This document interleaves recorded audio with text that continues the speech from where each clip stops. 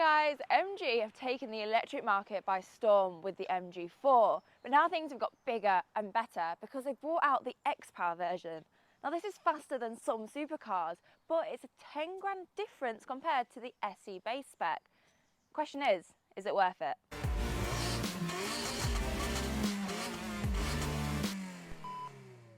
The biggest difference is going to be the fact we have a dual motor 4-wheel drive compared to rear-wheel drive. Now this has given us 435 brake horsepower and a whopping 600 newton meters of torque. That's insane. This is compared to the rear-wheel drive SE with 170 brake horsepower and 250 newton meters of torque, which makes a difference of 24 miles an hour when it comes to the top speed. But let's get into what we all want to see, the XPower launch. 0 to 30 miles an hour is 1.7 seconds and 0 to 62 is at 3.8. I mean, these are supercar figures. So we're going to do a first reactions to 0 to 30 because this initial pull-off is just ridiculous. Right, are we ready? Car's ready. Oh my god! A little bit of wheel spin because it is damp, but it makes your stomach feel weird. From a car that's only £37,000 brand new. I feel like if you're driving one of these around, especially on a fun road, you're not going to see that ideal range because it's going to be in sport mode pretty much 90% of the time.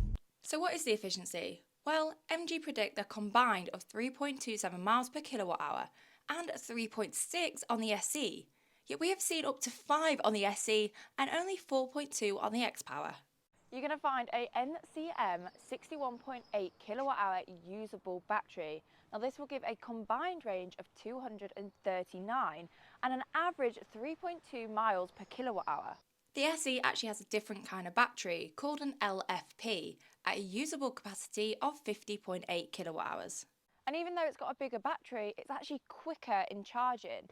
At 150 kilowatt hour charger, the MG XPower is going to charge in 35 minutes from 10 to 80% compared to 39 in the SE.